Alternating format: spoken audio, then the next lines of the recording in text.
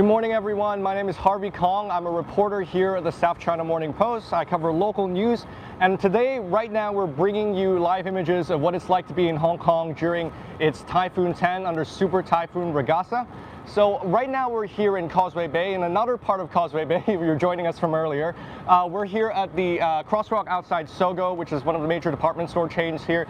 This is usually one of the busiest places here in Hong Kong, with dozens, hundreds of people crossing this crossing at any moment. So, you know, we have office workers, shoppers, even just residents getting from A to B, just walking across this crossing right here. And as you can see right now in the situation that we're looking at, it's completely empty. It's almost a ghost town, and that just goes to show how bad the situation here is in Hong Kong under Typhoon Ragasa.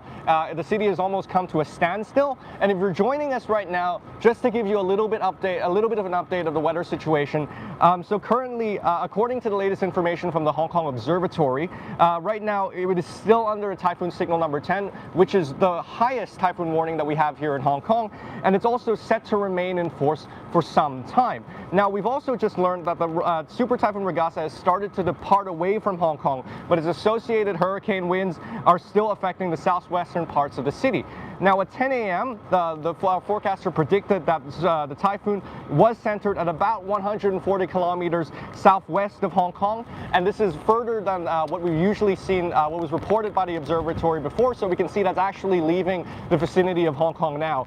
It's also continuing to move west or west-northwest at about 22 kilometers per hour, again showing that the typhoon is slowly departing away from the city. But we're still seeing effects of a typhoon right here, right now. As you can see, I don't know if it's coming across on the camera, there's a lot of wind, there's still some rain. The weather conditions have eased a little bit, but no doubt the situation here is still rather tense. There's still a lot of wind, a lot of rain throughout different parts of Hong Kong. Now, according to the latest government info, there's over 700 people seeking refuge in various shelters across the city.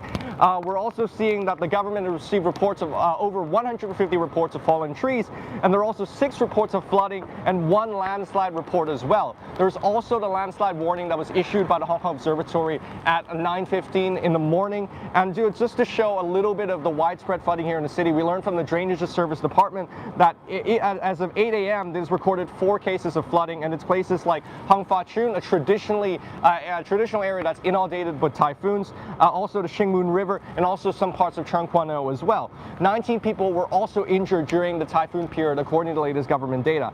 So while our camera person Lou gives you a little bit of a view of what the situation here looks like, just to give you a little bit more info on the situation around the city, if you're joining us again or haven't joined us before, just to give an update, services on the MTR are still limited. Open air sections and light rail services have been suspended on the MTR, but underground sections are still operating, although under a limited service frequency. From earlier reports, we also know that about 600 flights have already been cancelled since on Tuesday.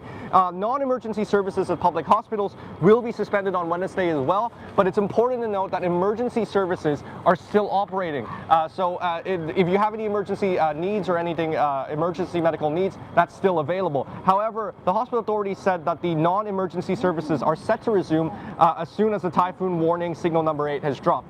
We're also seeing, as you know, expected, as you see in Hong Kong, lots of storm chasers as well. We've seen photos and images and videos of people chasing storms in Hung Fa Chun, the Hong Kong Pier over at Hong Kong, and also other hotspots across the city as well. But it's also important to remind you that this is incredibly dangerous.